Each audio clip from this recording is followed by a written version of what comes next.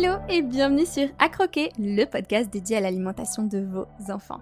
Je suis Anna, la fondatrice de Des mains à la fourchette. Et depuis plus de 4 ans, j'accompagne les parents et les professionnels de santé à se former à l'alimentation des enfants. Ici, on aborde tout ce qui touche à l'alimentation des tout-petits dans des formats variés. Des épisodes SOS, courts et efficaces pour répondre à toutes vos problématiques du quotidien, des interviews d'experts qui partagent leurs meilleurs conseils, ainsi que des récits de parents aux histoires atypiques. Alors, si vous cherchez des conseils pratiques, des astuces ou encore des témoignages inspirants, vous êtes au bon endroit. Alors bonne écoute!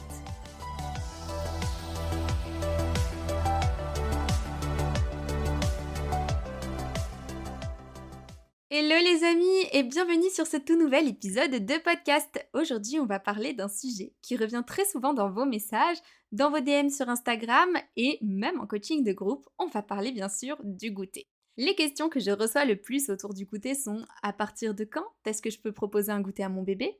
Concrètement, qu'est-ce que je donne? Est-ce que je donne juste une compote ou est-ce qu'il faut plusieurs choses?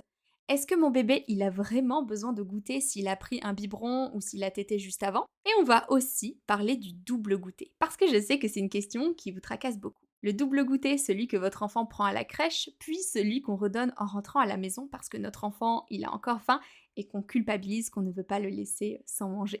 Donc on va voir ensemble dans cet épisode à partir de quand proposer un goûter à bébé, comment le composer de manière équilibrée, qu'est-ce qu'on fait si son bébé est en DME, donc s'il mange des morceaux, et pourquoi il faut absolument éviter les aliments ultra transformés, même s'ils ont le packaging spécial bébé. C'est parti pour l'épisode du jour, j'espère qu'il va vous plaire et que vous allez apprendre plein de choses. On commence tout de suite avec à partir de quand proposer un goûter à bébé.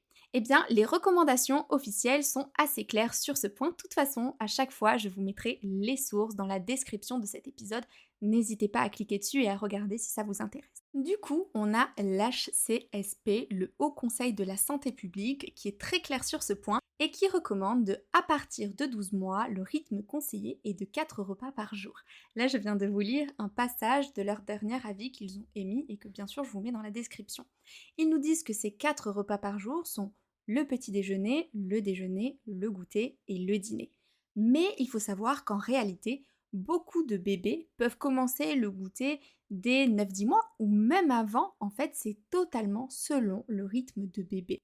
Si vous voulez, il faut que votre enfant il soit diversifié dès ses 6 mois et jamais après les 6 mois et que son alimentation soit plutôt équilibrée. On recommande 3 à 4 repas par jour de 6 mois à 9 mois, puis au bout du 9e mois de commencer à introduire le 4e repas. Lorsque vous donnez les repas à bébé, il faut éviter que ce soit toujours les mêmes repas. Par exemple, si votre bébé a 2 repas par jour, on va éviter que ce soit le petit déjeuner et le goûter, ou bien le déjeuner et le dîner, parce que dans ce cas-là, ce sera soit 2 repas sucrés, soit 2 repas salés. Il faut bien sûr emmener tous les groupes alimentaires et que ce soit bien varié du coup. Donc le goûter, vous pouvez le commencer dès le début de la diversification alimentaire si à côté de ça, vous avez aussi un repas plutôt salé. Mais attention, là aussi, il faudra faire attention au lait. De 6 mois à 12 mois, même si votre bébé est diversifié, le lait reste l'alimentation principale mais non exclusive. Il faudra éviter de remplacer un biberon de lait par un yaourt ou par du fromage. Vous pourrez en donner en complément pour faire goûter à votre bébé, mais par contre, votre bébé devra toujours garder un apport en lait suffisant, c'est-à-dire au moins 500 ml sur une tranche de 24 heures de ses 6 mois à ses 12 mois, et ça c'est super important. Donc concrètement, le goûter, vous pouvez le commencer dès le début de la diversification alimentaire, mais faire attention à éviter de donner un yaourt en remplacement du lait maternel ou infantile. Du coup, vous vient forcément la question: oui, mais comment composer un goûter équilibré? Alors on entend souvent une phrase que vous avez déjà peut-être entendue. On dit que le goûter, c'est 2 groupes alimentaires sur les 3. Un fruit, un produit céréalier ou un produit laitier. Alors effectivement, c'est ce que recommande Santé publique France ou encore la Société française de pédiatrie. Mais dans le cadre de la DME, surtout entre 9 et 18 mois, je vous recommande d'aller un tout petit peu plus loin. Pourquoi? Eh bien déjà parce que vos bébés, ils mangent de toutes petites quantités, mais aussi parce que leurs besoins en énergie et en graisse sont énormes, surtout pour le développement du cerveau. Donc votre enfant, il a besoin de bons gras pour avoir un bon développement cérébral. Le cerveau de votre bébé, il va tripler de volume entre ses 0 et ses 2 ans. Il a donc besoin de bons lipides pour construire ses membranes cellulaires, ses hormones et ainsi assurer sa bonne croissance.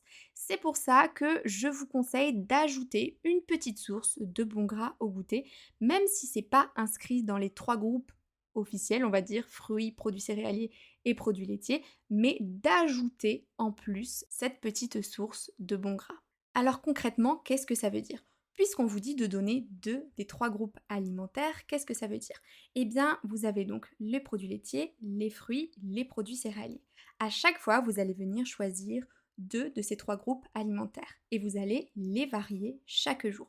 Ça peut donc être un produit laitier avec un produit céréalier, un fruit avec un produit céréalier, un fruit avec un produit laitier, etc., etc. Et si votre enfant a entre 9 et 18 mois, je vous recommande donc d'ajouter cette petite cuillère, ce petit ajustement, on va dire, en bon gras pour avoir de très bons apports pour votre enfant. Je vais vous donner quelques petits exemples. Par exemple, pour les glucides complexes, donc le produit céréalier. Ça pourrait être du pain complet ou du pain des fleurs à la châtaigne. Ça pourrait être des pancakes maison que vous avez préparé le matin ou même la veille ou d'autres jours et que vous avez au préalable congelé et ici décongelé. Ça peut aussi être un porridge à base de flocons d'avoine ou encore des petits gâteaux DME fait maison, vous en avez plein sur mon site. Ensuite, eh bien pour le groupe des fruits, je pense qu'il n'y a pas trop de description à faire là-dessus, juste les servir au format sécuritaire, donc bien fondant pour un bébé qui serait en DME, on évite tout ce qui est cru, dur ou petit et rond, type les tomates cerises ou la pomme crue, tout ça on va éviter. Par contre, ce que vous pouvez servir, ce sont des poires fondantes, de la banane coupée au format sécuritaire, de la compote maison, de la crupote maison, un smoothie que vous aurez fait maison par exemple, ou encore de la pomme cuite à la vapeur. Ensuite, pour la source des produits laitiers, là aussi vous avez le choix, le lait de bébé, bien sûr, donc son lait infantile ou votre lait maternel. Ça peut aussi être un yaourt ou du fromage, mais là on va faire attention à ce que ça ne vienne pas en remplacement du lait maternel ou infantile. Comme je vous l'ai dit tout à l'heure, votre bébé il a besoin entre 500 et 750 ml de lait par jour, donc sur une tranche de 24 heures, de ses 6 mois à ses 12 mois. Et il ne faut surtout pas venir remplacer un biberon ou une tétée par un produit laitier, donc que ce soit yaourt ou fromage, avant les 12 mois de l'enfant. Donc ça, je vous le dis avec un petit peu de nuance, on va dire.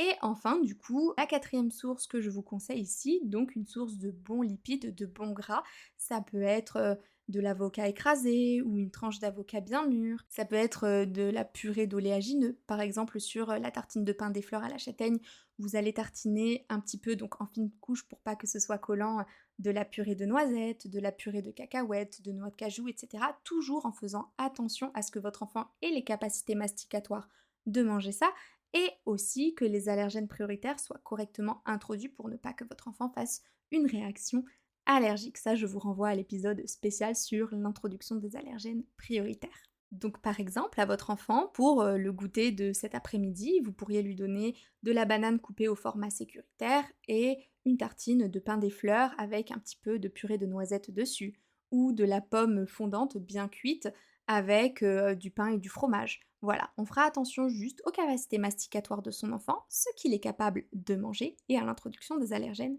prioritaires. Donc voilà pour ce qui est du goûter équilibré. Maintenant, on va parler du piège du double goûter. En fait, souvent, notre bébé, il va goûter à la crèche ou à l'école vers 15h30, puis nous, quand on le récupère vers 17h30, 18h ou même parfois plus tard, eh bien, on a envie de lui redonner un petit peu quelque chose parce que notre enfant, il va réclamer. Souvent, ils vont verbaliser qu'ils ont faim ou alors ils vont signer. Pour les plus grands, ils vont nous le dire, ils vont dire qu'ils ont faim, qu'ils n'ont pas assez mangé, ou tout simplement parce que c'est devenu un rituel à la maison de redonner à manger ou de prendre le goûter ensemble. Et en fait, là, qui dit double goûter, dit double apport. Et souvent, on fait ça sans même s'en rendre compte. Pourtant, les recommandations officielles sont claires. Là, je vais vous lire ce que nous dit du coup l'avis de l'HCSP de 2021. Un seul goûter est recommandé, donc il faut vraiment éviter le double goûter. Et il mentionne que ça surcharge la journée en sucre ou en calories, ça peut couper la faim pour le dîner, et ça entretient l'idée qu'on mange pour calmer ou rassurer, et non pour répondre à une vraie problématique de faim. Alors qu'est-ce qu'on peut faire si votre bébé il a vraiment faim le soir et que ce n'est pas encore l'heure de dîner? Par exemple, si vous récupérez votre bébé à 17h ou à 17h30, que vous dînez vers 19h et que votre enfant vous réclame un petit quelque chose aux alentours de 18h. Eh bien, soit vous pouvez avancer un petit peu l'heure du dîner, par exemple, nous à la maison, on dîne à 18h30 et ça se passe très bien, ou alors vous pouvez proposer un petit encas très léger, mais on va éviter de refaire un goûter complet, on va éviter de redonner tout ça, on va éviter de donner des aliments très transformés, hein. On va vraiment donner quelque chose de très léger, par exemple des tomates cerises coupées au format sécuritaire, des raisins coupés au format sécuritaire, un morceau de concombre, de cœur de concombre, du coup toujours au format sécuritaire. Un petit encas qui va venir caler bébé, du moins le faire attendre, jusqu'à l'heure du repas. Mais on verbalise qu'il n'aura que ça en attendant l'heure du repas et que ce n'est pas un repas à part entière pour le remplir et qu'il n'ait plus faim à 18h, 18h30, 19h lorsque vous allez passer à table. Et comme je viens de vous le mentionner, il faut vraiment éviter les produits transformés. Ça, c'est vraiment le piège numéro un. En France, on est très friand du le goûter, c'est des gâteaux industriels, préemballés. Le goûter, c'est forcément quelque chose de sucré. Je ne sais pas pourquoi, en France, on a cette image du goûter qui est très sucré, très transformé, très industriel. Ça va des compotes sucrées pour, on va dire, le meilleur du cas, au gâteau spécial bébé, aux gourdes, au jus de fruits, donc là tout ce qui est Capri Sun, etc., Fruit Shoot, ou encore des céréales, des brioches, des barres de céréales, et même parfois des goûters spécial bébé parce qu'on se dit que c'est le meilleur choix de choisir quelque chose qui est spécial bébé, comme les petits lus du rayon bébé, les Blédina ou les boudoirs, alors qu'en vrai ça c'est bourré de sucre, c'est vraiment ultra ultra ultra transformé. On se dit souvent que ces produits-là, spécial bébé, ont été étudiés pour nos enfants, que s'ils ont la norme, c'est que ça passe, alors qu'au final, c'est plein de conservateurs, plein de sucre, bourré de perturbateurs endocriniens, la liste est super longue et au final, c'est transformé. Le mieux, c'est vraiment le plus simple des choses brutes que vous avez dans votre frigo et qui demandent un minimum aussi de préparation. Du coup, pourquoi il faudrait éviter les produits industriels pour votre bébé? Eh bien, parce que déjà, c'est des produits qui sont très pauvres en nutriments, donc ça ne va pas vraiment bien répondre aux besoins de bébé, ça ne va rien leur apporter d'important. C'est souvent trop sucré et trop gras, ça n'a pas vraiment une bonne texture. Franchement, les gâteaux lus ou les boudoirs, c'est quelque chose de friable et ça vient pas vraiment soutenir la mastication de bébé. Même les boudoirs, il y en a certains qui sont à haut risque d'étouffement, donc sur ça, il faut faire attention. Et surtout, ce n'est pas du tout rassasiant. Ça donne souvent faim 1 heure après. Et c'est souvent pour ça que les enfants ont faim 1 heure après être revenus de la crèche, parce que souvent en crèche, eh bien, ils ont des goûters pré-emballés. Du moins, nous, c'était le cas lorsqu'on était en France avec Clémence. Et du coup, en fait, ça leur donne tout simplement faim 1 heure après. C'est pas des vrais produits bruts et rassasiants. Donc on évite, on limite au maximum ces produits industriels, même ceux qui semblent adaptés au bébé. Après, on ne les diabolise pas non plus. On est des parents, je suis une maman comme vous. J'en ai donné à mes enfants, ça dépanne, j'en ai toujours dans mon placard. Parfois, j'ai la flemme de faire à manger. Parfois, j'ai la flemme de préparer un goûter. Parfois, j'ai trop de travail. Parfois, je suis trop pressée, on doit partir. Et du coup, j'ai toujours des gâteaux préemballés à donner à mes enfants. On ne le diabolise pas et surtout, on ne culpabilise pas si on en donne une fois de temps en temps. Mais le mieux, c'est quand même d'essayer de faire la plupart des goûters maison à son enfant.